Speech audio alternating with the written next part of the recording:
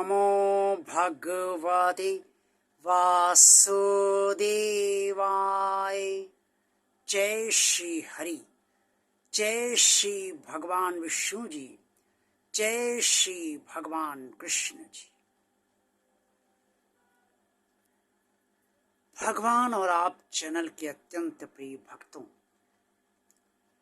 कुरुक्षेत्र के मैदान में भगवान श्री कृष्ण जी ने अर्जुन को स्पष्ट तौर पे जहाँ ज्ञानियों के बारे में बताया कि ज्ञानी लोग कैसे होते हैं, वहाँ अज्ञानियों के बारे में भी ये बताया है कि अज्ञानी लोग किस प्रकार के होते हैं, उनका क्या स्वभाव होता है और उनकी कैसे पहचान की जा सकती है कि ये लोग अज्ञानी हैं। ये जानने के लिए आप पूरा वीडियो अवश्य देखिए, क्योंकि पूरे वीडियो में ही ये बात स्पष्ट हो पाएगी। और भगवान और आप चैनल का जो वाचावर्स है उसको भी आप सब निरंतर बढ़ाते रहिए, क्योंकि 3000 घंटा वाचावर्स चाहिए। इससे पूरा वीडियो आप अवश्य देखिए। भगवान श्री कृष्ण ने अध्याय 3 में जो श्रीमद् भगवद गीता में वर्णित है और श्लोक 25, 27, 29, 32 और 34 में अज्ञानियों के बारे में स्पष्ट तौर पर वर्णित है।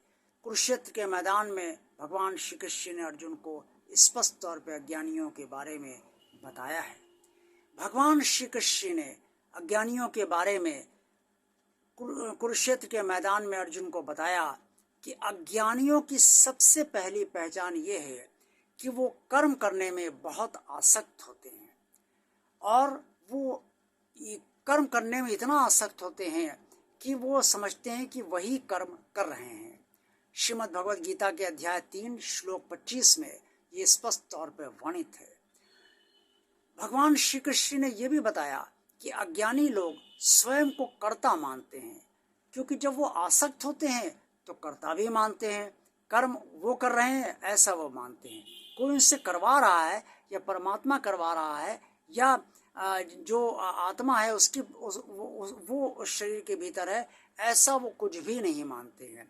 श्लोक 27 में ये स्पष्ट तौर पर वर्णित है कि अज्ञानी लोग स्वयं को कर्ता मानते हैं।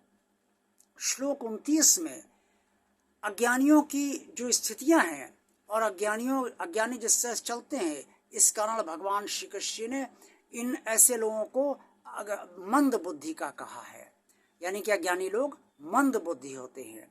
ये श्रीमद् भगवद गीता के अध्याय 3 श्लोक 29 में स्पष्ट तौर पर वर्णित है। अज्ञानी परमात्मा को दोषी मानता है, क्योंकि कर्म में आसक्त होता है, स्वयं को कर्ता मानता है और मंद बुद्धि का होता है। इसलिए उसकी शुद्ध बुद्धि होती नहीं, अंतकरण उसका शुद्ध होता नहीं। इससे जरा सी कोई फल उसके अनुरूप नहीं मिला तो वो परमात्मा पर दोष लगाने लगता है, वो परमात्मा पर दोषारोपण भी करता रहता है। ये श्लोक 32 में अध्याय 3 में स्पष्ट तौर पर वर्णित है।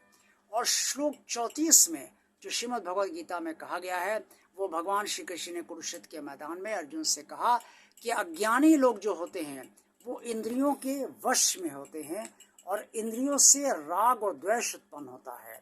कभी राग होता है, कभी द्वेष होता है। जब राग होगा तो राग के वश में हो जाते हैं, जब द्वेष होता है तो द्वेष के वश में हो जाते हैं।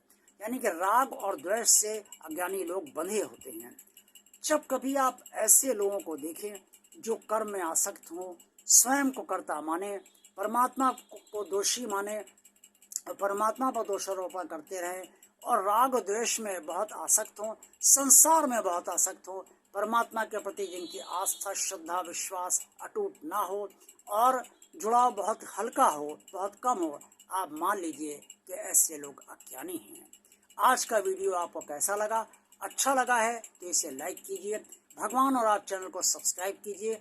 जिन श्रद्धालु भक्तों ने अभी तक सब्सक्राइब नहीं किया है वे इस चैनल को भगवान का कार्य मानकर अवश्य सब्सक्राइब कर दें, ताकि भगवान का कार्य आगे बढ़ता रहे। और सब्सक्राइब करते समय बेल आइकन को टच कर दीजिए, प्रेस कर दीजिए, ताकि सारे भगवान और आप चैनल के वीडियोज़ और शॉर्ट आप तक तुरंत पहुँच जाएँ। कमेंट्स बॉक्स में आप सबको जो कुछ भी कहना है वो अवश्य कहिए और इस चैनल को ज़्यादा से ज़्यादा लोगों को शेयर कीजिए, ताकि आप सबकी तरह अन्य लोग भी इस चैनल से लाभान्वित होते रहें। देखते रहिए भगवान और आप चैनल। ओम नमो भगवते वासुदेवाय। जय श्री हरि, जय श्री भगवान विष्णु जी, जय श्री भगवान कृष्ण जी। आप सबका कल्याण हो।